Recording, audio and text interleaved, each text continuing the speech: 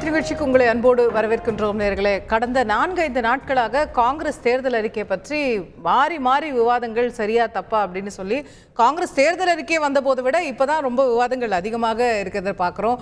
பிரதமர் ஒரு பக்கம் பேச, அதுக்கு காங்கிரஸ் கட்சி பதில் கொடுக்க, உங்களை நேரில் வந்து நாங்கள் பார்த்து விளக்கம் கொடுக்குறோன்னு மல்லிகார்ஜுன கார்கே சொல்ல, அப்படின்னு தொடர்ந்து கொண்டிருக்கிறது. ஒரு இன்ஹெரிட்டன்ஸ் டேக்ஸ் கொண்டு வர போகிறாங்களா, இல்லை வந்து வெல்த் ரீடிஸ்ட்ரிபியூஷனில் என்ன பண்ண போகிறாங்க அப்படின்னு நிறைய கேள்விகள் இதை நோக்கி போயிட்டு இருக்கிறத பார்க்கிறோம். இந்த காங்கிரஸுடைய தேர்தல் அறிக்கை அப்படிங்கிறது இந்த தேர்தலில் இந்த இவ்வளோ பெரிய சர்ச்சையை ஏற்படுத்தி இருப்பது காங்கிரஸுக்கு சாதகமாக போய்கொண்டிருக்கிறதா பாதகமாக போய்கொண்டிருக்கிறதா? இந்த காங்கிரஸ் தேர்தல் அறிக்கை இந்த தேர்தலில் ஹீரோவா வில்லனா கேட்போம். இன்றைய நிகழ்ச்சியில் நம்மோடு இணையக்கூடிய விருந்தினர்கள் காங்கிரஸ் கட்சியின் சார்பில் திரு ஹிதாயத்துல்லா அவர்கள் நம்மோடு இணைந்திருக்கிறார். அதே போல திராவிட முன்னேற்ற கழகத்தின் சார்பில் திரு தரணிதரன் அவர்கள் இணைகின்றார். பாரதிய ஜனதா கட்சியின் சார்பில் திரு ஜி.கே. நாகராஜ் அவர்களும் அரசியல் விமர்சகர் திரு ரமேஷ் சேதுராமன் அவர்களும் இணைகின்றார்கள். அனைவரையும் நிகழ்ச்சிக்கு அன்போடு வரவேற்கின்றேன்.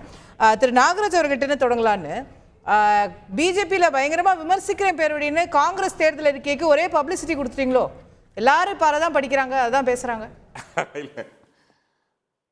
இல்லைங்க, அதாவது வழக்கமாக அவங்க ராகுல் காந்தியோட கொள்ளு தாத்தா கொடுத்தது, அவங்க கொள்ளு தாத்தாக்கு அப்புறம் அவங்க பாட்டி கொடுத்தது, பாட்டிக்கு அப்புறம் அவங்க அப்பா கொடுத்தது, அப்பா கொடுத்தது இப்போ ராகுல் காந்தி கொடுத்துருக்காரு. என்ன கொடுத்துருக்காரு? அது வேற மன்னிப்பு கேட்கிறார்.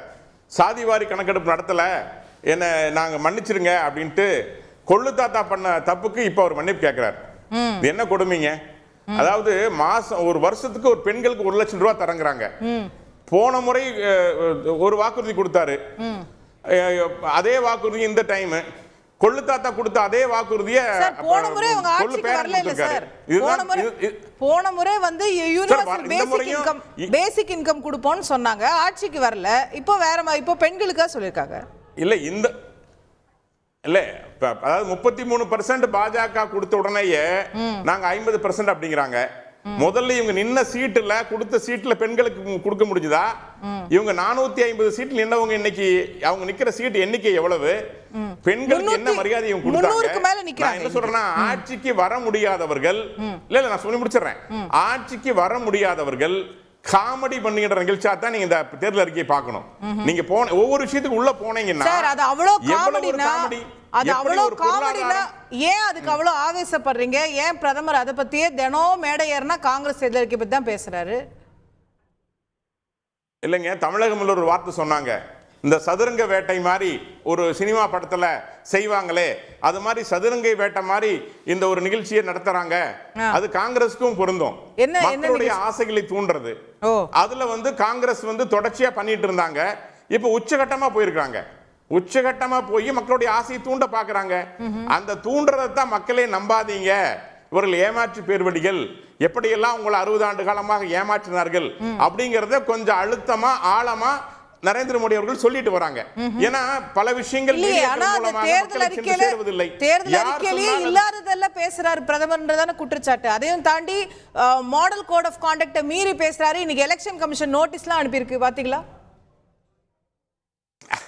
எங்க தேர்தல் அறிக்கையில இவங்க அறிக்கையில என்னெல்லாம் இருக்குன்னு சொல்றேன்.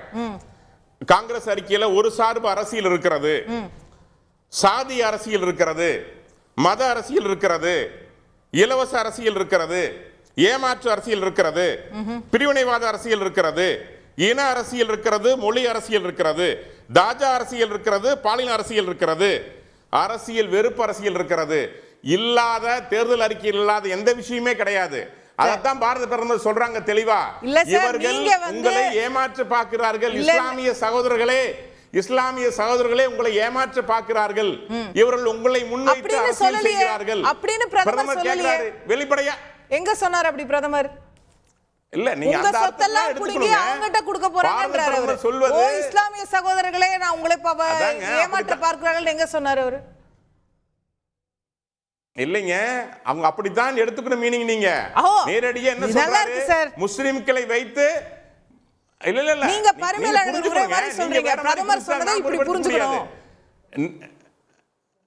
இல்லங்க, பிரதமர் அப்படி 10 வருஷம் பேசாத பிரதமர், ஒரே நிமிஷம் 10 ஆண்டு காலம் பேசாத பிரதமர் இன்னைக்கு பேசுறாருன்னா அதை நீங்க சரியா புரிஞ்சுக்கணும், தவறா புரிஞ்சுக்க கூடாது.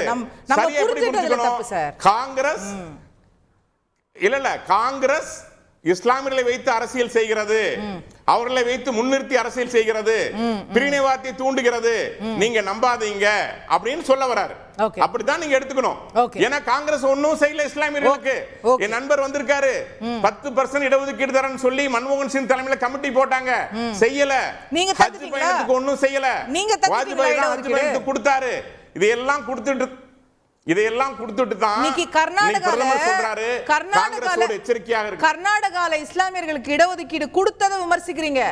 ஓபிசியோட இடஒதுக்கீடு எல்லாம் அவங்க தூக்கி இஸ்லாமியர்களுக்கு கொடுக்குறீங்களேன்னு அங்க விமர்சிக்கிறீங்க. நீங்க வந்து இவங்களுக்கு கொடுக்கலையேன்னு வருத்தப்படுறீங்க. இங்க ஏங்க நீங்க கொடுக்க முடியாத விஷயத்தை சொல்லி ஏமாத்துறாங்க. மத ரீதி அடிப்படையில் நீங்க வந்து இடஒதுக்கீடு கொடுக்க முடியாது. அதுதான் மோடிஜி சொல்றாரு. உச்சநீதிமன்றம் தெளிவாக சொல்லி இருக்கிறது, மத ரீதியாக நீங்கள் இடஒதுக்கீட்டை கொடுக்க முடியாது. கொடுக்கறேன்னு சொல்லி பொய்யா சொல்றாங்க. அதான் சொல்றேன், அதான் சதுரங்க வேட்டைங்கிறேன் நானு.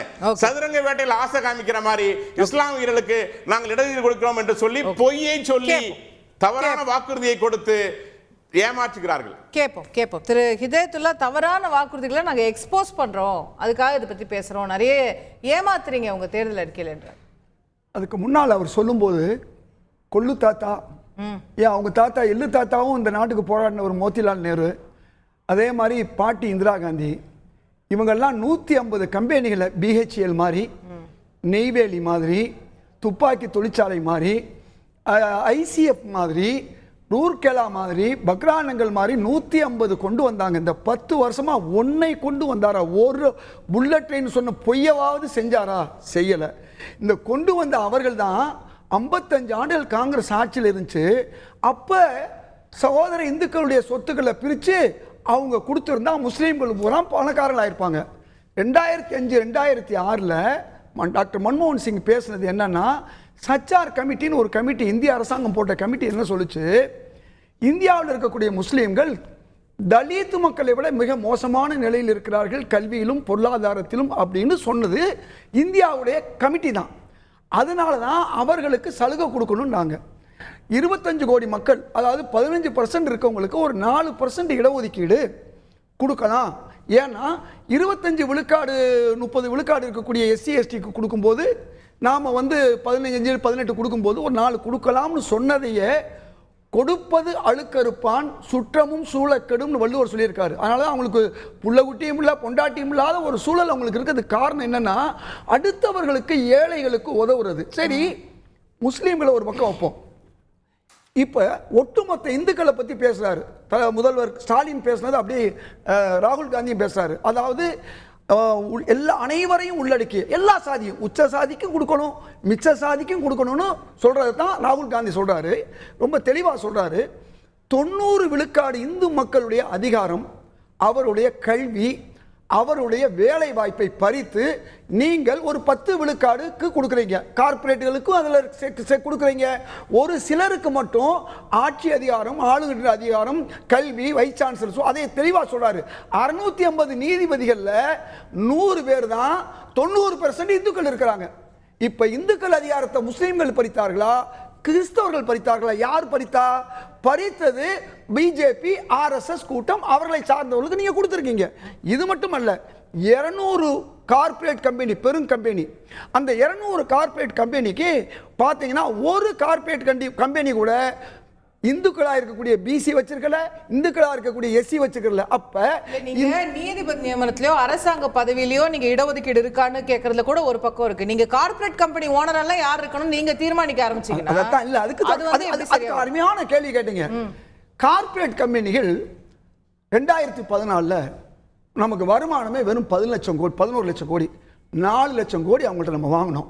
அதை மக்களுக்கு ஏழைக்கு கொடுத்தோம். இன்னைக்கு 33 லட்சம் கோடி. அது அதே வருமானம் தான் வருது. காரணம் 33% இல்ல சார். நீங்க கார்ப்பரேட் டாக்ஸை ஏன் கார்ப்பரேட் டாக்ஸை ஏன் கட் பண்ணீங்கன்னு நீங்க அரசாங்கத்தை கேள்வி கேளுங்க, அதுக்கு பிஜேபி பதில் சொல்லட்டும். அது ஏன் பிரச்சனை இல்ல. நான் கேக்குறது கார்ப்பரேட் முதலாளிகளா யார் இருக்காங்க பாருங்கன்னா, நான் சொல்ல வரேன். இங்க தான் அவங்க வெல்த் டிஸ்ட்ரிபியூஷன் கொண்டு வராங்க. இப்போ அவங்க கிட்ட இருக்கிற காசு எல்லாம் புடிங்க நீங்க மத்தவங்களுக்கு கொடுக்க போறீங்களா? இதுதான் விஷயம். நான் சொல்ல வர்றது, வாஜ்பாய் ஆட்சி இருக்கும் போதும் பிஜேபி ஆட்சி தானே 33% இருந்துச்சுல்ல. நீங்க முதல்ல சொன்னது வேற. இப்ப கார்ப்பரேட் டாக்ஸ் இஸ் ஃபைன். என்ன சொல்ல அனுமதிச்சா நான் நீங்க கேட்ட கேள்விக்கு அருமையா வருவேன். சொல்லுங்க. கார்ப்பரேட்டுகள் வந்து ஒரு மாநிலத்தை சார்ந்தவர்கள் அல்லது ஒரு சில உயர் சாதியினருக்கு மட்டும் நீங்க சலுகைகளை கொடுக்குறீங்க. புதுசா கம்பெனி ஆரம்பிக்கக்கூடிய பெண்களுக்கு அதைத்தான் மன்மோகன் சிங் கேட்கிறாரு. இந்த நாட்டின் வளம் பெண்கள், குழந்தைகள், தலித். சார், அதுதான் ஸ்டார்ட் அப் இந்தியா இருக்குது. முத்ரா திட்டத்துல வந்து அவ்வளவு பெண்கள் வந்து இது தமிழ்நாட்டிலே அவ்வளவு பேர் பெனிஃபிஷியரியா இருக்காங்க. முத்ரா திட்டத்துல ஒரு பெருநிறுவனத்தை உருவாக்குன ஒருத்தரை சொல்லுங்க சார். முத்ராவே ஸ்மால் லோன் ஸ்கீம் சார். பெருநிறுவனம் எப்படி சார்? அப்புறம் அதைத்தான் நான் சொல்ல வரேன். ஏழைகளுக்கான ஸ்கீம் சார். தையல் கடை வச்சிருக்கிற அம்மா வந்து எப்படி பல கோடி ஒரே நாள்ல அதைத்தான் நான் சொல்ல வரேன். நீங்க என்ன சொல்ல அனுமதிங்க. இன்னைக்கு 40,000 கோடி வருமானம் வச்சிருந்த ஒரு மனிதர் அதானி இன்னைக்கு எவ்வளவு தெரியுமா? 11 லட்சம் கோடி வருமானம் அம்பானிக்கு. அதுதான் இந்த விஷயத்தை அவங்களுக்கு கொடுத்தத தலித்துகளுக்கோ அல்லது பிற்படுத்த வகுப்பு இந்தியாவில் இந்துக்களா இருக்கக்கூடிய 90 விழுக்காடு மக்களுக்கு நீங்க அந்த மாதிரி நீங்க இது வழங்கல. எது வழங்கல? அதாவது அவங்களுக்கு எந்த வகையான ஒரு உதவி வழங்கல. நீங்க 11 லட்சம் கோடி வந்து கவர்மெண்ட் எடுத்து அப்படியே அவங்களுக்கு கொடுக்கலல்ல. நீங்க கார்ப்பரேட் டாக்ஸ் நான் அத திரும்ப சொல்றேன். கார்ப்பரேட் டாக்ஸ் ஏன் குறைச்சீங்கன்னு கேளுங்க. அது டிஃபரண்ட் क्वेश्चन. நீங்க வந்து அதானியோட காசு பூராமே கவர்மெண்ட் காசுன்னு பேசுறீங்க. நான் என்ன சொல்ல வர்றேன், மீண்டும் சொல்ல வர்றேன். அவங்க கட்டின வரி குறைஞ்சு போனது. அந்த வரியை சரி செஞ்சது யாருன்னா ஏழை எளிய 90% இந்து மக்களும் மற்ற சிறுபான்மை மக்கள் என்ன செய்யறாங்கன்னு சொன்னா இந்த பணத்தை வரியை ஜிஎஸ்டி அவங்க தான் கட்டுறாங்க. பல மடங்கு கட்டுறாங்க. அதுதான் உங்களுக்கு சொல்ல வர்றேன். அவங்க என்ன செய்யறாங்கன்னு சொன்னா A to Z வரி பூரா கட்டுறது இவங்க. முதலாளிகள் கட்டிய வரி ஒட்டுமொத்தமா பார்த்தா பாதிக்கும் கீழே குறைஞ்சு போச்சு. ஆனா 90% இந்துக்களும் முஸ்லிம் மற்ற மக்களும் கட்டக்கூடிய வரி பல மடங்கு உயர்ந்துருச்சு. இதைத்தான் சொல்றாரு ராகுல் காந்தி. எல்லாருக்கும் கிடைக்கணுங்கிறாரு. ஈக்விட்டிங்கிற ஒரு வார்த்தை பெண்களுக்கும் தலித்துகளுக்கும் பிற்படுத்தப்பட்டவர்களுக்கும் சம நீதி மாதிரி சம அளவுல எல்லாம் கிடைக்கணும்னு சொன்னா அதை ஒரு உல்டா பண்ணி இவரு தனக்கு வேண்டியவர்கள் தன்னுடைய மாநிலத்தை சார்ந்தவர்களை வந்து பெரும் பணக்காரர் ஆகிட்டு ஒரே ஒரு வரி 26 லட்சம் கோடி தள்ளுபடி பண்ணியிருக்கார். ராகுல் காந்தி கேட்ட கேள்வி, இந்த 26 லட்சம் கோடியை பல மடங்கு நீங்க விவசாயிகளுக்கு நீங்க தள்ளுபடி பண்ணிருக்கலாம். ஒரு 20 வருஷத்துக்கு தள்ளுபடி பண்ணிருக்கலாம். இந்த 14 லட்சம் கோடி 15 வரி தள்ளுபடி, கடன் தள்ளுபடி மட்டும் இல்ல. இந்த 40 லட்சம் கோடியில நீங்க 1 லட்சம் மட்டும் இல்ல 2 லட்சம் கூட ஒவ்வொரு இந்து குடும்பங்களுக்கு கொடுக்கலாம். அப்ப இந்து குடும்பங்களுக்கு போய் சேர வேண்டியதை பறிச்சது யாரு? பிரதமர் மோடி. ஆனா பேசுவது ஜெய் ஹிந்து சொல்றதுக்கு பதிலா ஜெய் பாரத், ஜெய் ஸ்ரீராம். இந்த ஜெய் ஸ்ரீராம் சொல்லி இந்து மக்களை ஏமாற்றி இருக்கிறார். கேப்போம் திரு ரமேஷ் சேதுராமன் அவங்க அந்த ஈக்விட்டின்னு சொல்றதுல ஒரு பாயிண்ட்க்கு தான் தெரியல. அதாவது இவங்க சொல்ற நீங்க சொல்ற வெல்த் டிஸ்ட்ரிபியூஷன் ஆஹா பெண்களுடைய தங்கத்தெல்லாம் புடுங்கி யாருக்கும் கொடுத்துருவாங்க. அவங்க சொல்ல வர்றது கார்ப்பரேட்டுகள் கட்டுற வரி குறையுது, சாமானியர்கள் ஏழை மக்கள் கட்டுற வரி கூடுது. அப்ப இது எப்படி ஈக்விட்டி ஆகும்? இதை பேலன்ஸ் பண்ணாலே போதுமே அப்படிங்கிற ஒரு பாயிண்ட் இருக்குல்ல. யார்கிட்ட கூட இருக்கோ அவங்க கூட கொடுக்கட்டுமே அப்படின்னு. இல்ல ஆக்சுவலி பாத்தீங்கன்னாக்க கார்பரேட் வரி குறையுது அப்படின்னாக்க அவங்களுக்கு வர வருமானத்துல இந்த வரி குறைப்பு மூலமா ஏற்படக்கூடிய லாபத்தை வச்சு அவங்களோட பிசினஸ் எக்ஸ்பேண்ட் பண்றாங்க. அந்த பிசினஸ் சார் எந்த பிசினஸ் எந்த பிசினஸ் அதோட பலனை எங்களுக்கு கொடுத்தாங்க? ஏதாவது ஒரு டூத் பேஸ்ட் சோப் எல்லாம் விலை குறைஞ்சிச்சா ஏதாவது? இல்ல கரெக்ட், சூப்பரான கேள்வி கேட்டீங்க. காங்கிரஸ் ஆட்சி காலத்துல இந்த ஸ்பெஷல் எக்கனாமிக் ஜோன் வந்துட்டு டாக்ஸ் ஹாலிடேயா கொடுத்துட்டே இருந்தாங்க. வருமானம் எத்தனை கோடி சம்பாதிக்க கூடிய எவ்வளவு பெரிய நிறுவனங்களுக்கு இந்த எஸ்டிசி வரிசையா இருக்கு பாத்தீங்களா, அதுல இவங்க ஃபுல் டாக்ஸ் ஹாலிடேன்னு இவங்க வந்து கார்பரேட் டாக்ஸ் குறைச்சதா சொல்றாங்க பிஜேபி. இவங்க கொடுத்த டாக்ஸ் ஹாலிடே, நீங்க வரியே கட்ட வேண்டாம். அப்ப என்னுடைய கேள்வி, நீங்க சுத்தமாவே வரி இல்லாமல் செய்தீர்களே, அப்ப என்ன காரணத்துக்கு செஞ்சீங்கன்றத அவங்க தெளிவுபடுத்தினா அது இன்னமும் இருக்குல்ல. இப்ப இன்னமும் கூட தமிழ்நாட்டிலயா இருக்கட்டும் குஜராத்லயா இருக்கட்டும் இன்வெஸ்டர் சமிட் நடத்துறோம்னா வாங்க உங்களுக்கு 3 வருஷத்துக்கு டாக்ஸ் ஹாலிடே தரோம், 2 வருஷத்துக்கு தரோம், இங்க பிசினஸ் ஆரம்பிங்கன்னு சொல்றது அது வேற. நீங்க பெர்மனன்ட்டா இருக்கக்கூடிய டாக்ஸ் நீங்க 3 வருஷம் 5 வருஷம் கொடுத்தா பரவாயில்ல. எக்ஸ்டென்ஷன் 2 முறை கொடுக்கப்பட்டது காங்கிரஸ் ஆட்சி காலத்துல. நான் திரும்பவும் கேட்கக்கூடிய விவகாரம், அப்போ நீங்க ஏன் அதை பண்ணீங்க? அன்னைக்கு அவங்க லாபம் சம்பாதிக்காம இருந்தாங்களா? அப்பவும் சரி இப்பவும் சரி லாபம்னு நீங்க பாத்தீங்கன்னா கிட்டத்தட்ட 2 மடங்கு லாபத்திற்கு மேல் தொடர்ந்து சம்பாதித்து கொண்டுதான் இருக்காங்க. அவங்க வந்து ஒரு 2 வருஷத்துல 1.5 வருஷத்துல பிரேக் ஈவன் பண்ணிட்டாங்க. சரி, அப்போ ஏன் குறைக்கணும்? இப்போ நீங்க எஸ்சிசில வர ஒரு லாஜிக் பாருங்க. எஸ்சிசில ஒரு லேண்ட் என்ன காஸ்ட்ல கொடுத்தீங்க? அதான் சொல்றேன், எஸ்சிசில ஒரு கம்பெனி வருதுன்னா அதுல எத்தனை குடிசை கட்டி இருக்கலாம்? ஒரு நிமிஷம் நான் உங்க பாயிண்ட்க்கு தான் வரேன், உங்ககிட்ட தான் கேக்குறேன். எஸ்சிசிக்கு ஒரு கம்பெனி வருதுன்னா, இப்ப நம்ம ஊருக்கு தமிழ்நாட்டுக்கு ஒரு கம்பெனி வந்து வின்ஃபாஸ்ட் யாரோ ஒருத்தர் புதுசா வராங்கன்னா அவங்களுக்கு கொடுத்து அங்க ஒரு புது இண்டஸ்ட்ரியை ஊக்குவிக்கிறதுலயாவது ஒரு லாஜிக் இருக்கு. பட் எக்ஸிஸ்டிங்கா லாபம் நீங்க சொல்ற 2 மடங்கு லாபம் பார்த்து கொண்டிருக்கக்கூடியவர்களுக்கு எதுக்கு கார்ப்பரேட் டாக்ஸ் குறைக்கணும்? கரெக்ட். நான் அதே கேள்வியை கேட்கிறேன். இப்ப 2 மடங்கா லாபம் பார்த்து கொண்டிருந்தவங்களுக்கு ஸ்பெஷல் எக்கனாமிக் ஜோன்ல போய் ஏன் நீங்க 0 டாக்ஸோட இடத்த கொடுத்தீங்கங்கிற என்னோட கேள்வி இருக்குல்ல. இவங்க அதுதான் சொல்றேன், அவங்களா புதுசா வராங்க சார். எங்க நான் என்ன கேக்குறேன், இங்க சொல்லக்கூடியது இங்க எக்ஸ்பான்ஷன் புதுசா வரல. தயவு செஞ்சு புரிஞ்சுக்குங்க. 25 வருஷமா 25 வருஷமா இந்த நாட்டிலும் சரி இந்த மாநிலத்திலும் வியாபாரம் செய்து கொண்டிருந்தவர்களுக்கு ஸ்பெஷல் எக்கனாமிக் ஜோன்ல ஸ்பேஸ் கொடுத்திருக்காங்க. நான் திரும்பவும் சொல்றேன். அப்போ நீங்க எந்த பேசிஸ்ல கொடுத்தீங்க? 0 டாக்ஸ். அப்ப அந்த 0 டாக்ஸ் எப்படி கொடுத்தீங்க? அப்ப நான் என்ன கேக்குறேன், அந்த ஸ்பெஷல் எக்கனாமிக் ஜோன் ஒரு இடத்த போட்டிருக்கீங்களா? அந்த இடத்துல வந்து இந்த ரியல் எஸ்டேட் நல்ல பிரைம் ஏரியாங்கிறது இருக்குமா? நீங்க இவங்களுக்கு கொடுத்த வரி ஒண்ணு அவங்களுக்கு எந்த காஸ்ட்ல நீங்க இடத்த கொடுத்துக்கணும்? நீங்க வரி வருமானம் மட்டும் இல்ல, அந்த இடத்துக்கான காஸ்ட் எவ்வளவு? அப்போ நீங்க என்ன அது முறையா அந்த பணத்தை வாங்கிக்கலாம்? இல்ல சார், காங்கிரஸ் ஆட்சியில அப்படி நடந்ததே வெச்சுக்கோ. இன்னைக்கு நாங்க ஈக்விட்டி பேசுறோம், ஈக்விட்டபிள் டிஸ்ட்ரிபியூஷன் பேசுறோம், எல்லாருக்கும் சமமா பகிர்ந்து கொடுக்கணும் பேசுறோம்ன்றாங்க. அதுதான் எங்க தேர்தல் இருக்கேங்கறாங்க. அதையும் விமர்சிக்கிறீங்க. இல்ல சமமா இவங்க பண்ணுவாங்க அப்படின்னாக்கா ஜவஹர்லால் நேரு ஃபவுண்டேஷன் இந்த விதவிதமா உங்களோட குடும்பத்தின் பேர்ல பல ஃபவுண்டேஷன் இருக்கு. தேவையில்லாம அதுல லேண்ட் பேங்க்ஸ் இருக்கு. இதை எல்லாத்தையும் எடுத்து பொதுமக்களுக்கு எழுதி கொடுத்துட்டோம்.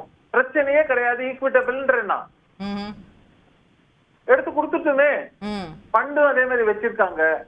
ஈக்விட்டபிள் எல்லாருக்கும் பிரிச்சு கொடுத்துருவோம். ஏன் அதை பண்ண மாட்டேங்கிறாங்க? இவங்க பண்றதுக்கு ரெடியாங்கிற ஒரு கேள்வி இருக்கு இல்லையா? அவங்க பண்ணாங்கன்னா நாட்டுல ஒரு சட்டம் வந்துருச்சுன்னா எல்லாரும் பண்ண போறாங்க, பண்ணிதானே ஆகணும். எல்லாரும் பண்ணுவாங்கன்னு நீங்க சொல்றீங்க. அப்ப ஏங்க நான் என்ன தெரியுமா சொல்றேன், உங்க கண்ட்ரோல்ல இருக்குங்க. நீங்க எதுக்குங்க சட்டம் வர வரைக்கும் வெயிட் பண்ணோம்? இன்னைக்கு முன்னுதாரணமா இன்னைக்கே கொடுத்துருங்கன்றேன். நீங்க சட்டம் வர வரைக்கும் வெயிட்டே பண்ணாதீங்க. நாங்க இன்னைக்கே அந்த முன்னுதாரணமாக இதையெல்லாம் விட்டு கொடுக்கிறோம். மக்கள் ஏழை மக்களுக்கு இங்க வீடு கட்டிக்கலாம். ஏன்னா ஆவாஸ் யோஜனால கவர்மெண்ட் எது 2 லட்சம் கொடுக்குறாங்கன்னு சொல்றாங்களா? நாங்க பாருங்க இந்த எங்களுடைய குடும்பத்தினர் பேரில் இருக்கக்கூடிய இந்த இண்டிவிஜுவல் பவுண்டேஷன்ஸ்ல இருந்து இந்த லேண்ட் எல்லாம் கொடுத்துடுறோம். அவங்க எல்லாம் கட்டிக்கிட்டு மனசு பெரிய மனசுடைய இவங்க தலைவர்கள் ராகுல் காந்தி, சோனியா காந்தி அம்மையார், இங்க இருக்கக்கூடிய இந்த தலைவர்கள் எல்லாரும் சொல்லட்டும் என்று அதை ஏன் பண்ண மாட்டேன்றாங்க? ஓகே கேப்போம் வர. அவர் இன்னும் பேசவே இல்லை. நியாயம் இல்லை, அவர் இன்னும் பேசவே இல்லை. இல்லம்மா, ஒரு சொன்ன ஒரே ஒரு உங்களால தான் பேசுறேன். நீங்க உங்களுக்கு பேசுவாங்க, எனக்கு பிரச்சனை இல்லை. நீங்க இந்த சப்ஜெக்ட் மறக்க கூடாது. இல்ல நியாயம் இல்ல. டாக்ஸ் ஹால்ட பத்தி பேசினாருமா, அது ஒரே ஒரு விஷயம் தான்மா. 2014 வந்து 33 22 குறைச்சது மட்டும் இல்ல, 2019 இன்றைய நிதியமைச்சர் நிர்மலா சீதாராமன் என்ன பண்ணா தெரியுமா? 15% கட்டினா போதும் புதுசா தொழில் தொடங்கணும். எதுக்கு சொல்ல வரேன், இவ்வளவும் செஞ்சவங்க நீங்க தான் புதுசா தொடங்கறவங்களுக்கு வேணும்னு கேட்டிங்க. இல்ல அவங்க சொல்ல வந்து செஞ்சது பூரா பிஜேபி, அதுக்கு சொல்ல வரேன். ஓகே, திரு தனதன் அவர்கிட்ட கேக்குறேன். திரு ரமேஷோட கேள்வி நியாயமா தெரியலையா? இன்னைக்கு நாங்க வளங்கள் வந்து எல்லாருக்கும் போய் சேரணும்ன்றீங்க. எல்லாரும் அவங்கவுங்க கட்சியில இருக்கிற குடும்பத்துல இருக்கிற சொத்தெல்லாம் முதல்ல கொடுத்துருங்களேன் அப்படிங்கிறாரு. ஏங்க இந்த பாஜகலேருந்து பேசுகிறவங்க, ஆதரவாக பேசுகிறவங்க எல்லாமே வந்து அந்த விஷயம் ஒன்று உங்களுக்கு தெரியுமா இல்லை தெரியாத மாதிரி நடிப்பாங்களா அப்படிங்கிறது எனக்கு புரியல. ஆனால் அவங்கள பொறுத்த வரைக்கும் மக்களை குழப்பணும். ஆனால் அந்த சப்ஜெக்ட்குள்ளார போகக்கூடாது, பொருளாதாரத்துக்குள்ளார போகக்கூடாது. சரிங்களா? எல்லா நாட்டிலையுமே ஏற்றத்தாழ்வு இருக்கும். நான் எக்கனாமிக்ஸாக நான் பேசுகிறேன், சரிங்களா? ஆனால் விஷயம் என்னென்னா, இன்இக்வாலிட்டி அந்த நாட்டில் பர்மிஸ் லெவலில் இருக்கா இல்லையா? இது காங்கிரஸ் பிரச்சனை, திமுக சொல்கிறது, அதிமுக சொல்கிறது, இல்லை திரிணாமுல் காங்கிரஸ் சொல்கிறதுன்னு கிடையாது.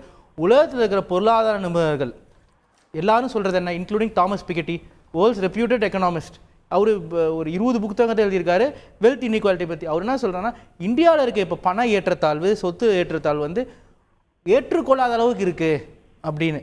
அவர் என்ன சொல்றாரு, 1% இந்தியர்கள் 40% சொத்துக்கள் வச்சிருக்காங்க. வெறும் 1% மக்கள்கிட்ட 40% சொத்து இருக்கு. அதே மாதிரி வெறும் 21 இந்தியர்கள்ட்ட 80 கோடி மக்கள்கிட்ட என்ன சொத்து இருக்கோ அந்த ஈக்குவலான சொத்து இருக்கு.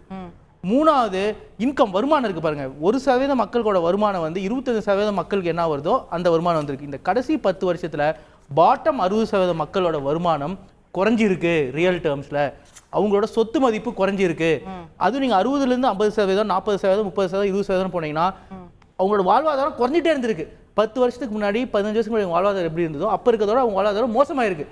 இந்தியாவோட ஓவரால் ஜிடிபி அதிகமாக இருக்க மாதிரி காமிக்கிறது என்ன காரணம்? அந்த டாப் 1% இருக்காங்க பாருங்க, அவங்களோட வருமானமும் சொத்தும் எக்கச்சக்கமாக உயர்ந்திருக்கு. அப்படின்னா இந்த நாட்டில் வெறும் 100 மக்களோ இல்லை வெறும் 1% மக்கள் தான் இருக்காங்களா? ஒரு 50 லட்சம் பேர் தான் இருக்காங்க, இல்லை 130 கோடி பேர் இருக்காங்க. அவங்களுக்காக பேசுறது தான் இந்த காங்கிரஸோட மேனிஃபெஸ்டோ, திமுக சமூக நீதி மேனிஃபெஸ்டோ. என்ன கேட்கிறாருன்னா, நீங்க அந்த டாப் 1% மக்கள்ல சோனியா காந்தி, ராகுல் காந்தி, திமுக இருக்கிற முக்கிய புள்ளிகள்லாம் வரமாட்டாங்களா?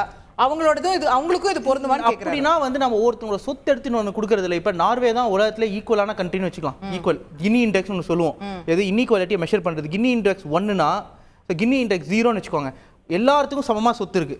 கின்னி இண்டெக்ஸ் 1னா வந்து ஒருத்தர்கிட்ட எல்லா சொத்து இருக்கு, மற்றவங்களோட சொத்தே கிடையாது, அதிகமாக இருக்கக்கூடாது. மோடி அரசாங்கத்தில் வந்ததுக்கு அப்புறம் கின்னி இண்டெக்ஸ் வந்து 0.3லேருந்து 0.55 உயர்ந்திருக்கு. ஓகே. ஸோ அந்த கின்னி இண்டெக்ஸை குறைக்கணும். அதுக்கு சார் நீங்க சொல்ற அப்படின்னா அதுக்கு ஒரு விவாதம் வைக்கலாம். இல்ல அவர் கேக்குற கேள்வி என்னன்னா, நீங்க டைரக்டா உங்க சொத்தை கொடுங்களே முதல்ல கேக்குறேன். சரிங்க. அப்படின்னா அமித்ஷா பையனோட சொத்து வந்து வருமானம் வந்து 16% உயர்ந்திருக்கு. கண்டிப்பா கேளுங்க. உயர்ந்திருக்கு, கொடுக்கட்டும். பாஜக தேஜஸ்வியோட சூர்யா வருமானம் இருக்கு பாருங்க, 1600% உயர்ந்திருக்கான். இந்த தடவை மனு தாக்கல் செஞ்சது தெரிஞ்சது. இல்ல தரணிதரன் நான் ஏத்துக்கிறேன். ஜெயஷா சொத்து உயர்ந்திருக்கு, தேஜஸ்வி சூர்யா சொத்து உயர்ந்திருக்கு, சூப்பர். அவன் கேக்குறது நீங்க தான் எல்லாருக்கும் சமமா கிடைக்கணும்னு சொல்றீங்க. அப்ப நீ உங்க கட்சியிலேயே இப்போ ராகுல் காந்தி, சோனியா காந்தி இவ்வளவு வச்சிருக்காங்களே, அவங்க கொடுப்பாங்களான்னு கேக்குறாரு. பாதி முக்காவாசி சொத்துங்களை வந்து முதல்ல எழுதி கொடுத்தாச்சு. சரிங்களா? 1970ஸ்லேயே வந்து யாரு ஜவஹர்லால் நேருட சொத்தை இந்திரா காந்தி வந்து தேசியமாக்கிட்டாங்க, அந்த ட்ரஸ்ட் கொடுத்து. சரிங்களா? அது ஒரு பக்கம் விட்டுலாம். அதுக்கப்புறம் வந்தது. அதுக்கப்புறம் நம்ம இப்ப என்ன பேசணும்? நம்ம இப்ப பாலிசியை பேசணும்.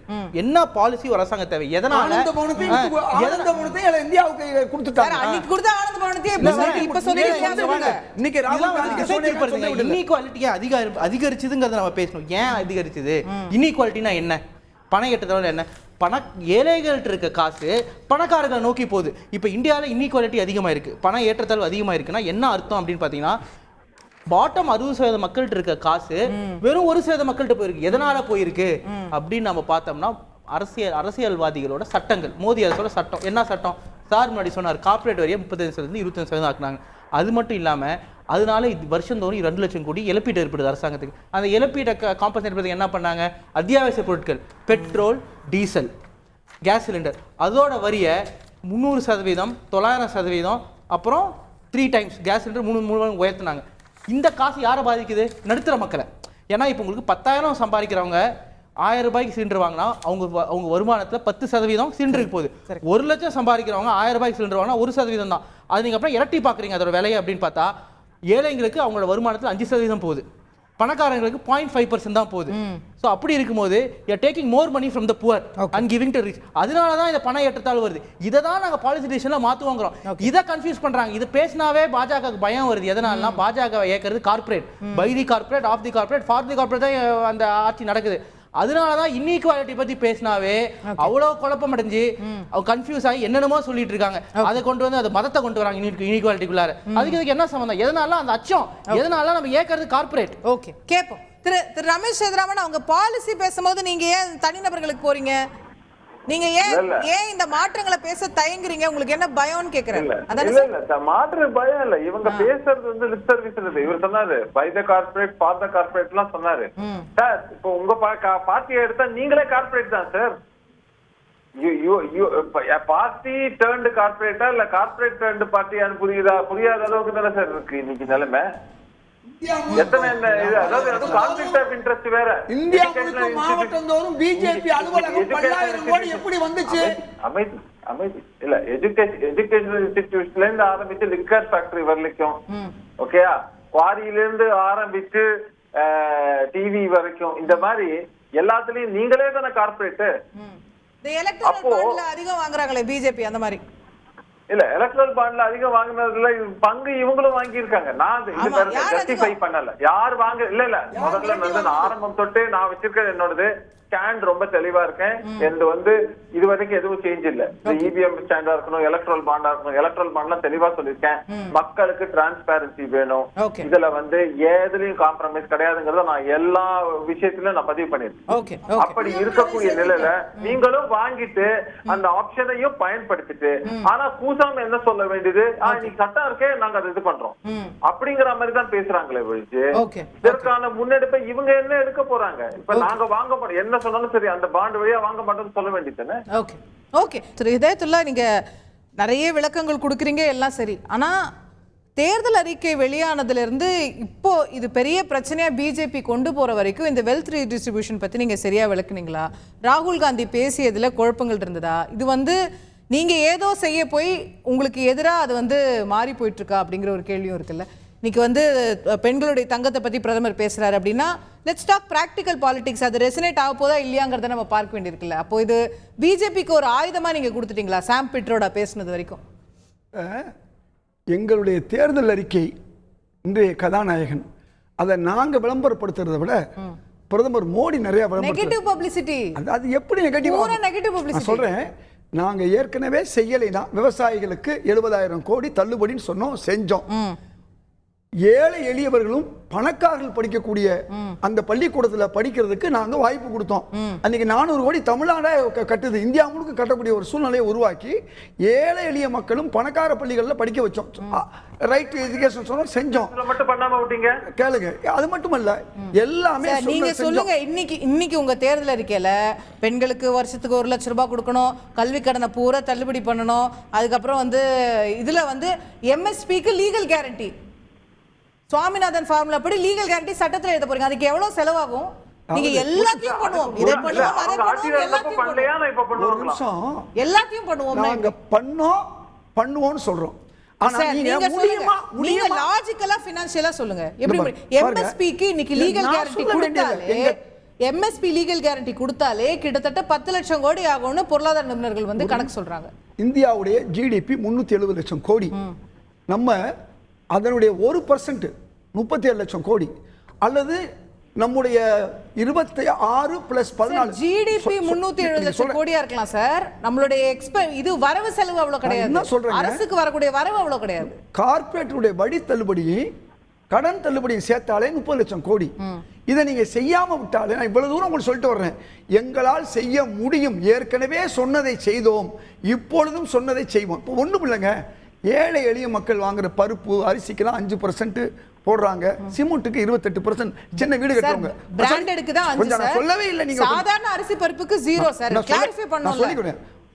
பணக்காரர்கள் வாங்கக்கூடிய வைரத்துக்கு 1.5%, தங்கத்துக்கு ரொம்ப சிம்பிள். எங்க நீங்க நானும் வாங்குவோம் வைரம்? யாங்க வைரம் வாங்குவா? காங்கிரஸ் ஆட்சியில தங்கத்துக்கு என்ன சார் வரும்? இல்ல, நான் கேக்குறது, காங்கிரஸ் ஆட்சியில தங்கத்துக்கு நான் கேக்குறது, நாங்க 720 பொருட்களுக்கு ஜிஎஸ்டி 0ல வச்சிருந்தோம். அரிசி, பருப்பு, உப்பு எல்லாம் நீங்க ஜிஎஸ்டியே வைக்கல. நான் கேக்குறேன் சார், ஜிஎஸ்டி இல்ல. நீங்க ஜிஎஸ்டியே கொண்டு வரல சார். நீங்க எப்படி சார் ஜிஎஸ்டி 0ல வைக்கிறீங்க? நான் வரி இல்லன்னு சொன்னேன். ஜிஎஸ்டிங்கிறது வரி தானே. இப்போவும் வரி இல்ல சார். இப்போவும் அரிசிக்கு 0. யார் 720 பொருள்கள்ல இன்னைக்கு அனைத்து பொருள்களுக்கும் ஜிஎஸ்டி போட்டாச்சு. அரிசி மாவு அரைக்கிறதுக்கு, மாவு அரைச்சு தோசை சுடுறதுக்கு நான் நிறைய சம்பளம் வாங்கி நான் வந்து பாஸ்மதி அரிசி தான் வாங்கி சாப்பிடுவேன்னு இந்தியா கேட்ல போய் வாங்கினேன்னா அதுக்கு வரி உண்டு சார். தொடர்கேள் அப்படி அல்ல. ஆமா, 25. நீங்க எங்க இருக்கீங்க? நீங்களும் மேட்டுக்குடியா என்னன்னு தெரியல. அரிசிக்கு வரி போட்டாங்களா இல்லையா? 25 சார் நானும் சொல்றேன், வரி போட்டாங்க, நான் ஏத்துக்கிறேன். 26 ரேஷன் கடையில வாங்குற அரிசிக்கு வரி இல்ல, சாதாரண லூஸ்ல வாங்குற அரிசிக்கு வரி இல்லன்னு சொல்றேன். அதாவது வரி இருக்கு. 26 கிலோ வாங்கினா வரி கிடையாது. பணக்காரர்கள் வாங்கினா 25 கிலோ வாங்கினா வரி. நீங்க கொஞ்சம் செக் பண்ணிக்கங்க. அரிசிக்கு மட்டுமல்ல, எல்லா பொருட்களுக்கும் வரியை போட்டு 720 பொருள் காங்கிரஸ் ஆட்சி காலத்துல வரி இல்லாம இருந்தது. அப்போலையும் வரி போட்டாங்க. இந்த வரி வந்து ஏழைகளுடைய வருமானத்துக்கு மட்டுமல்ல, அவங்களுடைய சேவிங்ஸ், அந்த சேமிப்பும் இல்லாம பண்ணிருக்கு. ரொம்ப சிம்பிள் நான் சொல்ல, ஏன்னா நீங்க கேள்வியா கேட்டுக்கிட்டு இருக்கீங்க. இன்னைக்கு பிரதமரை பொறுத்தவரை தேர்தல் ஆணையம் நடவடிக்கை எடுக்க சொல்லி நாங்க சொல்றோம். இவ்வளவு பெரிய வெறுப்பு பேச்சுக்கு ஒரு சாதாரண ஜுர்ஜிவாலாக்கு மேல நீங்க எடுக்கிறீங்க. பிரதமர் மேல எடுக்க முடியல. காரணம் என்ன? தேர்தல் கமிஷன் இன்னைக்கு பாஜகவுக்கு ஆதரவா இருக்கு. சரி, நோட்டீஸ் கொடுத்திருக்காங்க. இன்னைக்கு நோட்டீஸ் வந்து மோடி அவர்களுக்கு கொடுத்ததா? பதில் சொல்லுங்க. பிஜேபி கட்சிக்கு கொடுத்திருக்காங்க. பிஜேபி கட்சி பேசுனது மோடி அவர்கள். சுர்ஜேவாலாவுக்கு மட்டும் நீங்க நேரா பேசுறீங்க. ராகுல் காந்தினா ராகுல் காந்திக்கு நேரா கொடுக்குறீங்க. மோடி மீது உங்களுக்கு என்ன பயம்? மோடிக்கு சைனா மீது பயம். ஏற்கனவே பாகிஸ்தானும் புல்வாமான்னு சொல்லி ஜெயிச்சு வந்தாங்க. இன்னைக்கு நக்சல், முஸ்லிம் இப்படி சொல்லி ஜெயிக்கிறதுக்கு முயற்சி பண்றாங்க. நான் என்ன சொல்ல வர்றேன், நீங்க என்ன சொன்னாலும் சரி, நீங்க இன்னைக்கு பொய் சொல்றீங்க. எப்பவுமே இந்த பிஜேபி விவாதத்தில் உள்ளவங்க பொய் சொல்லுவாங்க. இதை விட நாளாந்திர வகையில் இன்னைக்கு பிரதமர் பொய் சொல்லிக்கிட்டு இருக்காரு. அதுதான் ஆச்சரியமா இருக்கு. இந்த பிரதமர் மீதும் அமித்ஷா அவருடைய பேச்சின் மீதும் ஏன் நடவடிக்கை எடுக்கல? நான் என்ன கேட்கிறேன், ஒண்ணும் இல்லாத விஷயங்களை பெருசாக்குறீங்க. நீங்க, நான் திரும்பவும் கேட்கிறேன், 90% இந்து மக்களை ஏமாற்றி இருக்கிறீர்களா இல்லையா? வேலை வாய்ப்புல, கல்வியில, அவங்களுடைய ஒவ்வொரு அதிகாரத்திலையும் நீங்க ஏமாத்தி இருக்கீங்களா இல்லையா? இந்த சொல்ல இதை கேட்டா நீங்க உடனே ஜெய் ஸ்ரீராம் என்ன சொல்றீங்க? கேப்போம். இதுதான் இந்த இந்திய மக்களை நீ எல்லாரையும் எல்லா காலமும் ஏமாத்த முடியாது. அதுதான் இன்னைக்கு நடக்க போற விஷயம். கேப்போம். திரு ஜி.கே. நாகராஜ், 10 ஆண்டு ஆட்சியில் இருந்திருக்கிறீங்க. நாங்க விலைவாசியை குறைச்சோம், நாங்க வரியை குறைச்சோம், நாங்க இந்த சாதனை பண்ணோம்னு சொல்லாம காங்கிரஸ் வந்தா அதை புடிங்கிருவாங்க, காங்கிரஸ் வந்தா இதை பண்ணிடுவாங்கன்னா எப்படி அது எப்படி நல்லாட்சின்னு எடுத்துக்கிறது? இல்ல, அண்ணா இதீதுல்லா அவர்கள் நிறைய பேசினாங்க. நிறைய அதை பண்ணோம், இதை பண்ணோம். போபஸ் பேரிங் ஊழல் பண்ணீங்க. நேஷனல் ஹெரால்ட் பத்திரிகை மூலமா 5000 கோடி சத்தியே உங்க குடும்பத்துக்கு காங்கிரஸ் குடும்பம் அபகரிச்சது. 2G ஊழல் பண்ணீங்க. காமன்வெல்த் கேம்ஸ்ல ஊழல் பண்ணீங்க. ஆதர்ஸ் இல்ல இருக்கு பண்ணீங்க இல்லையா? அது முகாந்திரம் இருக்கிறது. ஆதர்ஸ் ஹவுசிங் சொசைட்டி பண்ணீங்க. கோல் மைனிங்ல ஸ்கேம் பண்ணீங்க. ஹெலிகாப்டர் ஊழல் பண்ணீங்க. சத்தியம் ஸ்கேம் பண்ணீங்க. ஸ்கேம் பண்ணீங்க. ஐபிஎல் ஸ்கேம் பண்ணீங்க. நேஷனல் இரிகேஷன் ஸ்கேம் பண்ணீங்க. என்னங்க, அதே மாதிரி இன்னும் சொல்ல போனா ஃபோடர் ஸ்கேம் பண்ணீங்க. காசியாபாத்தோட ஸ்கேம், அங்க மைனிங்ல ஸ்கேம். இப்படி சொல்ல போனா ஆட்சியில இருக்க நீங்க என்ன நடவடிக்கை எடுத்தீங்க? இந்த எல்ஐசி ஸ்கேம், என்ன நடவடிக்கை எடுத்தீங்க? நாட் ஃபேர்ல நீங்க இவ்வளவு நேரம் பேசுனீங்கல்ல, அவர் கொஞ்சம் பேசிட்டோம். நான் கேட்டிருந்தேன்ல, அவர் பேசுனத நீங்க என்ன பேச வாய் தரணும்ல. பேசுங்க. 32 ஸ்கேம் பண்ணிருக்கீங்க சார். நீங்க நேரம் பேச மாட்டேன். அண்ணே பேசுங்க. 32 ஸ்கேம் பண்ணிருக்கீங்க. அந்த ஸ்கேமை பத்தியும் நீங்க சொல்லுங்க. 60 ஆண்டு காலம் ஆட்சியில இந்த மக்களுக்கு நீங்க என்ன செஞ்சீங்க? திரு நாகராஜ், கேள்வியே அதுதான். திரு நாகராஜ், உங்களுடைய ஆட்சி 10 ஆண்டுகள் இருந்திருக்கிறது. நீங்க இன்னும் 2004ல காங்கிரஸ் பண்ண ஸ்கேம், அப்போ அங்க பண்ண ஸ்கேம் நீங்க இந்த தேர்தலில் பேசிட்டு இருக்கீங்கன்னா உங்க ரிப்போர்ட் கார்டு எங்கன்னு அவங்க கேக்குறாங்க. எங்க ரிப்போர்ட் கார்டு தான். நாங்க 2014 என்ன கொடுத்தோமோ தேர்தல் வாக்குறுதி, அது நிறைவேற்றிட்டு 2019 அடுத்த கட்டத்துக்கு போயிட்டோம். 2019 என்ன சொன்னமோ அதை முடிச்சுட்டு அடுத்த எக்ஸ்பேன்ஷனுக்கு போயிட்டோம். நாங்க சொன்ன விஷயங்கள் எல்லாமே ஆர்டிகல் 370 இருந்து பல விஷயங்கள். 80 கோடி மக்களுக்கு இன்னைக்கு ரேஷன், ஒவ்வொரு குடும்பத்துக்கும் 2 கோடி வேலை வாய்ப்பு கொடுத்தீங்களா? பாருங்க, 2 கோடி வேலை வாய்ப்பு இல்ல, 1 கோடி இந்தியா முழுவதும் ஸ்டார்ட் அப் உருவாக்கி இருக்கிறோம். நீங்க வேலை வாய்ப்பு எப்படி கொடுக்க முடியும்? தொழில் தொடங்குவது மூலம் தான் கொடுக்க முடியும். தொழில் துவங்கி இருக்கிறோம், தொழில் முனைவோரை உருவாக்கி இருக்கிறோம். நீங்க அரசாங்க வேலை 1 பைசா பணம் இல்லாம வீடு போய் சேருது. இன்னைக்கு பல வளர்ச்சி பணிகள், கட்டமைப்புக்கு அளவில்லாம நிதி ஒதுக்குறோம். கட்டமைப்பு மூலமாக வளர்ச்சி வருகிறது. 11ஆம் இடத்திலிருந்து 5ஆம் இடத்திற்கு பொருளாதாரம் வந்திருக்கிறது. இன்னும் சொல்ல போனா முத்ரா லோன் மூலமா தமிழகம் தான் அதிக பயன்பெற்றிருக்கிறது. இன்னைக்கு விஸ்வகர்மா திட்டம் 13,500 கோடி ஒதுக்கி இருக்கிறோம். அந்த திட்டத்தின் மூலமாக சாதாரணமாக பெண்கள், பூக்கட்டுகின்ற பெண்கள் 1 லட்சம் பெற முடியும், 5 லட்சம் பெற முடியும். தொழில் முனைவோரை உருவாக்கி கொண்டே இருக்கிறோம். நீங்க மீன் பிடிக்க நாங்க கற்றுத்தரோம், மீன் பிடித்து கொடுக்கல. மோடிஜி அதான் சொல்றாரு, காங்கிரஸ் இலவசம் மூலமாக 1 லட்சம் ஏழை பெண்களுக்கு நாங்க 1 லட்சம் ரூபாய் ஏழை பெண்களுக்கு. எப்படி சார் சாத்தியம் இது? எப்படி சாத்தியம்?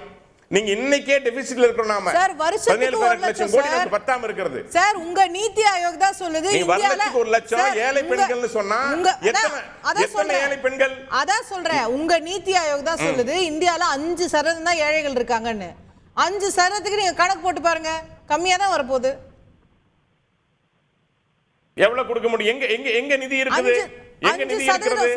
ஆயுள் காப்பீடு சொல்றீங்க, 25 கோடி பேருக்கு சார், ஆயுள் நீங்க காப்பீடு ஏழைகள் இல்ல குறைவா 25 கோடி இருக்காங்க, பேருக்கு நீங்க சொல்றது ஆயுள் சரினா, காப்பீடு கல்வி ஏழைகள் கடன் குறைவா ரத்து இருக்காங்க, நீங்க சொல்றது பாருங்க, சரினா, கல்வி கடன் இவங்க சொல்றது ரத்து. சாத்தியம். அப்ப ஏழைகள் அதிகமா இருக்காங்க நீங்க சொல்றீங்க. பாருங்க, ஏழைகள் அதிகமா இருக்கிறாங்க. 25 கோடி பேரை வறுமையிலிருந்து மீட்டு கொண்டு வந்திருக்காங்க. தொலைநோக்கு பார்வையோட போய் செயல்படுறோம். இலவசங்கள் கொடுக்கல, திட்டங்கள் கொடுக்கிறோம். இல்ல எனக்கு பேச விடுங்க. திட்டங்கள் கொடுக்கிறோம், இலவசம் கொடுக்கல. இவங்க சதுரங்க வேட்டை மாதிரி ஆசை காமிக்கிறாங்க. அதை இதன்ட்டு நாங்கள் சொன்னதை செய்தோம். இவர்கள் செய்தார்களா? நான் தான் கேட்கிறேன். இதுவரைக்கும் போன எலெக்ஷன்ல சொன்னாங்க, இவங்களுக்கு தெரியும் ஆட்சிக்கு வர போறது இல்ல. இன்னும் சொல்றேன், இவங்க சொன்னாங்க எலக்ட்ரல் பாண்ட பத்தி சொன்னாங்க. எலக்ட்ரல் பாண்ட்ல நாங்க 303 எம்பிக்கள் உள்ள ஒரு கட்சி 6500 கோடி பெற்றிருக்கிறது. ஒரு 38 எம்பிக்களை வைத்திருக்கின்ற கட்சி 650 கோடி எலக்ட்ரல் பாண்ட்ல திமுக வாங்கி இருக்கிறது. 1400 கோடி காங்கிரஸ் பெற்றிருக்கிறது. யாரிடம் வாங்கியிருக்காங்க? யாரிடம் வாங்கியிருக்காங்க? தொழில்பெற்றிடம் இல்ல, சூதாட்ட வாங்கியிருக்கார்கள். யாரும் கொடுக்கல சார். அதே சூதாட்ட கம்பெனி உங்களுக்கு பேச விடுங்க. நீங்க பேசுறப்ப நான் கேட்டிருக்கேன்ல. நான் பேசுறப்ப எனக்கு பேச விடணும்ல. இடைமறிச்சு எப்படி? நீங்க எங்களுக்கு கொடுத்தவர்கள் நியாயமான தொழிலதிபர்கள். நாங்க மிரட்டி வாங்கல. நீங்க வாங்குனது சூதாட்ட கும்பல்கிட்ட வாங்கி இருக்கிறீங்க. இருங்க. சூதாட்ட கும்பல்கிட்ட இருந்து வாங்கி அது இருக்கணும் பிரதர். விரும்பி கொடுக்கிறது வேற, எடுத்துக்கொள்வது வேறு. நீங்க புடுங்கி இருக்கிறீங்க, மிரட்டி புடுங்கி இருக்கிறீங்க. திமுகவுக்கு ஒரு கட்சிக்கு 550 கோடி கொடுத்திருக்காரு ஒரு தொழிலதிபர். எந்த வகையில பணம் வந்திருக்கும்? அதாவது நீங்க சொல்வதற்கும் செய்வதற்கும் 60 ஆண்டு காலத்துல எதையும் செய்யவில்லை, மீண்டும் செய்கின்றோம்னு இப்ப புதுசா நீங்க இஸ்லாமியர்களுக்கு அதை பண்ணுவோம் இதை பண்ணுவோம் தொடர்ந்து ராகுல் காந்தி பேசிட்டு இருக்காரு. நான் கேட்கிறேன், 60 ஆண்டு காலத்தில் நீங்கள் என்ன செய்தீர்கள் என்று பட்டியலிடுங்கள். ஆனா இதில் உங்களை கேட்கிறேன் நானு, நீங்க என்ன செஞ்சீங்க? முத்தலாக், இன்னைக்கு பெண்களுக்கு நாங்க விடுதலை கொடுத்திருக்கிறோம். பலருக்கு இன்னைக்கு மைனாரிட்டி மூலமாக தொழில் வாய்ப்பு உருவாக்கி கொடுத்திருக்கிறோம். ஹஜ் பயணத்திற்கு பெண்கள் இங்கிருந்து போவதற்காக எங்களுடைய அமைச்சர் ஸ்மிருதி இரானி அவர்கள் சென்று ஏற்பாடுகள் செஞ்சுட்டு இருக்காங்க. 10 ஆண்டு காலத்துல ஒரு கலவரம் இல்லை, இந்து முஸ்லீம் கலவரம். சகோதரத்தோடு வாழ்ந்து கொண்டிருக்கின்றார்கள். குஜராத்தில் இன்னைக்கு நட்போடு அன்போடு இஸ்லாமிய சார்பில் இந்துக்கள் பழகி கொண்டிருக்கின்றார்கள். காங்கிரஸ் நடந்துச்சா? நான் கேட்கிறேன். நீங்க வந்தாவே காங்கிரஸ் கலவரத்தை உண்டாக்குவீங்க. அதுதான் உங்க நோக்கம். கேப்போம். திரு தரணிதரன், பாஜக இந்த மோடி ஆட்சி 2014 வந்ததுங்களா, அன்னிலேருந்து நான் வடையே சாப்பிட்றதில்ல. ஏன்னா டெய்லி பிரதம மந்திரி தான் மோடி வடை தராரு. அதே மாதிரி இவங்களும் வடை தராங்க. இவங்க பேசின ஒரு விஷயத்தில் ஏதோ ஒரு ஆதாரம் இருந்ததுன்னா ஆதாரம் கிடையாது. இவங்க இவ்வளோ தூரம் சொல்கிறாங்கல்ல, மாட்டு இறைச்சியை சாப்பிட்டாங்கன்னு சந்தேகப்பட்ட இஸ்லாமியர்களை ஆர்எஸ்எஸ் ஆர்கனைசேஷன் கொலை செய்ய முயற்சி பண்ணாங்க. உத்தரப்பிரதேச கொலையும் செஞ்சாங்க. மத கடவும் ஏற்பட்டுச்சு. நம்ம சொல்ல முடியாது. சரி, அஃபிலியேட் ஆர்கனைசேஷன் சில எலிமெண்ட்ஸ் ஓகேங்களா. ஆனால் நான் சொல்கிறேன், அங்கே யோகி ஆதித்யநாத்தே அதை பற்றி தப்பாக பேசுகிறார் முதலமைச்சர் உத்தரப்பிரதேசத்தில். ஆனால் அதே உலகத்திலேயே மிகப்பெரிய மாட்டு இறைச்சி எக்ஸ்போர்ட் பண்ணுற கம்பெனிகிட்ட பாரதிய ஜனதா கட்சி தேர்தல் பத்திரம் மூலமாக 300 கோடி காசு வாங்கியிருக்கு. அதுவே கோவாவில் இருக்கிற பாஜகவோட முதலமைச்சர் போய் மாட்டு பிரியாணியோட ஃபெஸ்டிவலில் கலந்து கொள்கிறார். அப்படின்னா ஹிந்துஸை பொறுத்த வரைக்கும் உத்தரப்பிரதேசத்தில் இருக்க ஹிந்துஸ் வந்து பீஃப் சாப்பிடக்கூடாது பாஜக பொறுத்த வரைக்கும். ஆனால் கோவாவில் இருக்க ஹிந்துக்கள் சாப்பிடலாம். அதுதான் பாஜகவோட மதத்தை பற்றி பேசுறது. என்ன அவங்கள பொறுத்த வரைக்கும் மதம் அரசியல் இருக்கு அப்படின்னா என்ன, ஒவ்வொரு மாநிலத்துக்கு ஒரு ஹிந்துசமா? அவங்கள பொறுத்த வரைக்கும் டைவர்சிட்டி சார். அதை வச்சு நாம அரசியல் பண்ணணும். முதல் பாயிண்ட். ரெண்டாவது, தேர்தல் பத்திரம் கொண்டு வந்தது பாஜக. அதில் 3 விஷயம் பண்ணாங்க. ஒன்று, 20,000 ரூபாய்க்கு மேலே யார் டொனேஷன் கொடுத்தாலும் ஃபர்ஸ்ட்லாம் சொல்லணும், எலெக்ஷன் கமிஷனுக்கு சொல்லணும். இதில் சொல்ல தேவையில்லை. ஒரு கம்பெனி வந்து அவங்க ரெவன்யூவில் 10% தான் டொனேட் பண்ண முடியும். தேர்தல் பத்திரம் வந்து எவ்வளோ வேணாலும் பண்ணலாம்.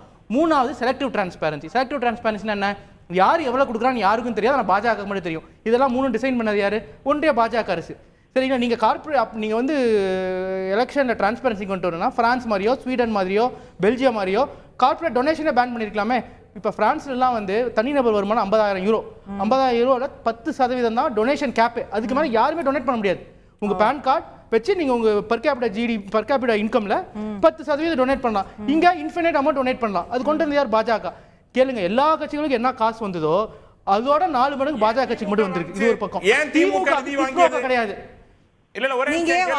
சரி, ஏன் இங்க சுஷன் கேட்குறீங்க? பாஜக இருக்கு, நாங்க குவிட் ப்ரோக்கோன்னு இருக்கு. என்ன காசு வாங்கி நாங்க சட்டம் எடுத்துருக்கோமா? கிடையாது. ஆனா பீகார்ல ஒரு பாலம் இடிஞ்சு விழுந்ததுங்க. பீகார்ல ஒரு பாலம் இடிஞ்சு விழுந்தது. அப்புறம் பார்த்தா அந்த கன்ஸ்ட்ரக்ஷன் கம்பெனிக்கு எக்ஸ்பீரியன்ஸ் கிடையாதான். சரிங்களா. ஆனால் அது எப்படி டெண்டர் கொடுத்துருக்காங்கன்னா டெண்டர் கொடுத்து ஒரு வாரத்துக்கு முன்னாடி எலக்ட்ரல் பாண்ட்ஸ் காசு கொடுத்துருக்காங்க. சிஏஜி ரிப்போர்ட் என்ன சொல்லுச்சு, ரோடு போட்டாங்கல்ல, ரோடோட 18 கோடிக்கு போட 200 லட்சம் கோடியில் போட்டிருக்காங்கன்னு. அந்த கம்பெனி எக்ஸ்பீரியன்ஸ் இல்லை, அதனால டிலே, காஸ்ட் ஓவர் ரன். அவங்களும் தேர்தல் பத்திரம் மூலமாக காசு கொடுத்துருக்காங்க. இப்போ அந்த டனலில் கொஞ்சம் பேர் மாட்டிக்கிட்டாங்க ஒரு கம்பெனி, உத்தராகண்ட், அந்த கம்பெனியே தேர்தல் பத்திரம் மூலமாக காசு கொடுத்துருக்காங்க. அந்த டெண்டர் அவார்ட் ஆகிறதுக்கு முன்னாடி இது எல்லாமே ப்ரூஃபோடு இருக்கு. நிறைய விஷயம் குட் ப்ரோக்கோ இருக்கு. அந்த காசு கொடுத்ததுக்கு அப்புறம் பாஜக வந்து அதுக்கு தகுந்த மாதிரி சட்டம் போடுறது. இடி சிபிஐ ரெய்டுக்கு அப்புறமும் முன்னாடியும் காசு வாங்கப்பட்டிருக்கு. அதை வச்சு அவங்க விடுதலையாக இருக்காங்க. உதாரணம் வந்து இப்போ அந்த லிக்கர் ஸ்கேம்ல தான் ஆப்ல இருக்க தலைவர்களை ஜெயிலில் வச்சிருக்காங்க. ஆனா அதோட மெயின் அக்யூஸ்டே காசு தேர்தல் பத்திரமா காசு கொடுத்துருக்காரு. இப்போ ஒரு நிரபராதியா இருக்க தேர்தலையும் சந்திக்கிறார் பாஜக கூட்டணியோட கட்சியில. ஸோ இதுதான் பிரச்சனை. இவங்க வந்து நம்மள பேசக்கூடாது. அப்புறம் இன்னொரு விஷயம் சொன்னாங்க சார், சரிங்களா, இப்போ இந்த ஜிடிபி வளர்ந்துருக்குன்னு. 2004 இருந்து 2014 வரைக்கும் இந்தியாவோட தனிநபர் வருமானம் 3 மடங்கு வளர்ந்துருக்கு. எவ்வளவு? $600 $1800 கிட்ட போயிருக்கு. ஆனால் இதுவே மோடி அரசாங்கம் வந்ததுக்கப்புறம் வெறும் 1.5 மடங்கு தான் வளர்ந்துருக்கு. 2300 தான் டச் ஆயிருக்கு. 1800 1.5 மடங்கு பெர் கேபிட்டா ஜிடிபி. $2300 இருக்கு இப்ப. ஆனா பங்களாதேஷ் இது 2014ல $1000 இருந்தது. நம்ம இது 1700 இருந்தது. ஆனா இப்ப பங்களாதேஷ் 3 மடங்கு வளர்ந்து $3000. சரிங்களா, எல்லா ஆர்டிகலையுமே இருக்கு. 2022ல Bangladesh per capita GDP India overtake பண்ணிட்டு போயிருச்சு. ஸோ அப்படின்னா 3 மடங்கு வளர்ந்துருக்க வேண்டியதை இவங்க வந்ததுனால 1.5 மடங்கு தான் வளர்ந்துருக்காங்க. என்ன காரணம்னா 2004 இருந்து 2014 வரைக்கும் ஓவரால் இந்தியன் ஜிடிபி ஆவரேஜா 7.5% வளர்ந்தது. இப்ப 10 வருஷமா 5.9% தான் வளர்ந்துருக்கு. நீங்க கோவிட் அதுன்னு காரணம் பங்களாதேஷ் தானே கோவிட் இருந்தது, அது எப்படி 3 மடங்கு வளர்ந்தாங்க. அதனால வளர்ச்சி வந்து இப்ப பாஜக டைம்ல தேக்கம் தான் அடைஞ்சது. வளர்ந்தது யாருன்னா ஒரே கடைசி பாயிண்ட் மட்டும் சொல்லிடுறேன். 2023 மட்டும் 94 பில்லியனர்ஸ் இந்தியாவில் உருவாயிருக்காங்க. பில்லியனர்ஸ்னா 10,000 கோடிக்கு மேல சொத்து இருக்காங்க. அது உலகத்திலேயே அமெரிக்கா அடுத்து இந்தியா தான் அதிக பேர் உருவானது. ஆனா அதே சமயத்தில் வறுமை கோட்டு கீழே இருக்கும் இந்தியா நிறைய பேர் உருவாயிருக்காங்க. கோவிடுக்கு அப்புறம் தினந்தோறும் 150 பேர் தற்கொலை செஞ்சிருக்காங்க உணவு பட்டினினால இந்தியாவில். ஆனால் அதே சமயம் தினந்தோறும் டாப் 100 கார்ப்பரேட் நிறுவனங்களுக்கு சொத்து மதிப்பு 3000 கோடி உயர்ந்திருக்கு. Okay right. நிகழ்ச்சியோட நிறைவு பகுதியில் இருக்கோ எல்லாருடைய நிறைவு பார்வைகளையும் கேட்கல. திரு ரமேஷ் சேதுராமன் சுருக்கமாக கூட்டத்தோட ரொம்ப சுருக்கமா சொல்லணும்னா பங்களாதேஷை பத்தி சொன்னாரு. இந்தியா வந்து டாப் 5ல இருக்கு, பங்களாதேஷ் 35ல இருக்கு. இங்க 130 கோடி மக்கள் இருக்காங்க. உற்பத்திங்கிறது அதான் வரும். ஜிடிபி வந்து ஓவராலா எதுமே வர இல்லைங்க. நீங்க வந்து ஜிடிபிங்கிறது எதை பேஸ் பண்ணி நீங்க பண்றீங்க சார்? Per capita GDP. இல்ல இல்ல, அவர் சொல்றது ஜிடிபி இல்ல, பெர் கேபிட்டா ஜிடிபி. அதாவது மொத்த ஜிடிபியை நாட்டோட பாப்புலேஷனால நம்ம வகுத்து பார்க்கும்போது ஒருத்தருக்கு எவ்வளவு வருதுன்னு கேக்குறாரு. கரெக்ட், ஒருத்தருக்கு எவ்வளவு வருதுன்னு கரெக்டா கேட்டார்ல. இங்க ஏழ்மை இருக்கு இதெல்லாம் சொன்னார்ல. இங்க அப்புறம் ஒரு பக்கம் வந்து இது வெறும் அம்பானி அதானிக்கான வளர்ச்சி எல்லாம் பேசினார்ல. அப்போ அதே டேட்டாவை அங்க கொடுக்க சொல்லுங்க தெரியும். அப்போ என்ன விஷயம் அப்படின்னாக்க, இங்க வளர்ச்சி இருக்குனாக்கா நம்ம வந்து வளர்ந்திருக்கக்கூடிய நாடுகள்ல எக்கனாமிக் growth டாப் 10 கண்ட்ரிஸ் எடுத்துக்கங்க, அதுல கம்பேர் பண்ணுங்க. அங்க நீங்க வந்து பங்களாதேஷோட அதுல கம்பேர் பண்ணாலும் சார், அதுல கம்பேர் பண்ணாலும் பெர் கேபிட்டா நம்ம குறைவா தானே இருப்போம். எங்க நான் திரும்பவும் சொல்றேன், நீங்க பெர் கேபிட்டான்னு வச்சீங்கன்னா எல்லாம் ஆவரேஜ் அவுட் பண்றீங்கிறது தான் பாயிண்ட். ஆமா, அதாவது எப்படின்னா 10 பேர் இருக்காங்க, அப்பதானே ஒட்டுமொத்த நாடும் அடித்தட்டுல இருந்து மேல் தட்டு வரைக்கும் வளர்ந்திருக்காங்களான்றது நீங்க பெர் கேபிட்டால பாக்கும்போது தான் தெரியும். கரெக்ட். எல்லா இடத்துலயும் இந்த பீரியட்ல இன்இக்வாலிட்டிங்கிறது அதிகமாயிருக்கு. ஆனா அதை நீங்க கணக்கு போட்டு பாத்தீங்கன்னா இந்தியால அது கம்மி. அது மட்டும் இல்லாமல் மக்களுக்கான வாழ்வாதாரத்துக்கான நலத்திட்டங்கள்ல இருந்து எல்லாத்தையும் எடுத்து பாருங்க. பங்களாதேஷ்ல இருக்கா இங்க இருக்காங்கிறத பாருங்க. இந்த மாதிரி ஒவ்வொரு விவகாரத்திலையும் நம்ம எடுத்து பார்க்கணும் இல்லையா? முடிக்கணும் சார். மொட்டையா சொல்லிட்டு போக கூடாதுங்கிறது தான் என்னோட பாயிண்ட். ஓகே ஓகே, நான் அதே உங்க நினைவு கருத்தை எடுத்துக்கவா? Right. Okay, I'll take that as your final comment. Thiru Dharendran, if you wish to respond, final comment. சொல்றீங்க இப்போ என்னன்னா, நம்ம நாட்டில் 130 கோடி பேர் இருக்காங்க. அதுல நம்ம 5ஆவதா இருக்கோம். ஆனா நம்மளோட 1/5 பாப்புலேஷன் இருக்காங்க எங்க? பிரான்ஸ், பிரிட்டன்ல. அவங்களும் நம்ம ஜிடிபியோட ஈக்குவலா இருக்காங்க. 1/6 1/7 இருக்கிறது. ஸோ அதனால நம்ம ஜிடிபிங்கிறது வந்து பரவலா காசு இருக்கா, 10 பேரோட காசு இருக்கான்னு. ஒரு நாட்டில் 100 பேர் இருக்குன்னு வச்சுக்கோங்க, அதில் ஒருத்தர் மட்டுமே எல்லா காசும் இருக்கு. 100 கோடி காசு இருக்கு, மீதி எல்லாரும் 50 பைசா வச்சிருக்காங்க. அப்படின்னா அது எப்படி ஜிடிபி எப்படி மக்களுக்கு பிரயோஜனம்? புரிஞ்சுட்டேன். Is that your final comment? அப்புறம் வரேன். இல்ல அவ்வளவுதான், முடிஞ்சிருச்சு. ஓகே, இவ்வளவுதான்.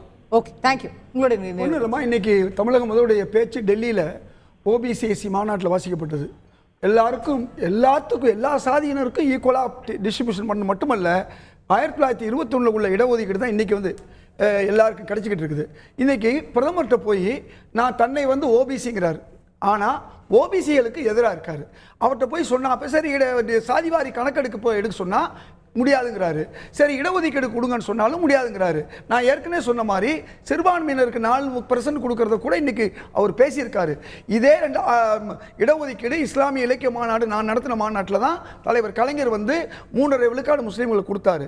அவரும் கமிஷன் போட்டு கொடுத்தாரு. ஒரே ஒரு நிமிஷம், அதே என்னுடைய இல்ல திருமணத்துக்கு வந்தாரு, நான் 5 விழுக்காடா உயர்த்தி தரேன்னு சொன்னார். அந்த தடவை 2010 ஆட்சிக்கு வர முடியல.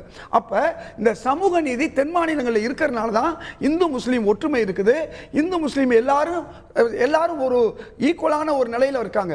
ஆனா வடநாட்டில் அறியாமையில் இருக்கக்கூடிய இந்து மக்களுக்கு எதிராக அவருடைய வேலை வாய்ப்பு கல்வி அதிகாரம் பதிக்கப்படுன்னு எங்க தலைவர் ராகுல் காந்தி சொன்னது 100க்கு 100 உண்மை. ஆக பிரதமர் மோடி இந்து மக்களை ஏமாற்றிக் கொள்கிறார். இந்துன்னு பேரை சொல்லி, இந்துத்துவான்னு பேரை சொல்லி. தேங்க்யூ. திரு ஜி.கே. நாகராஜ், நிறைவு கருத்து.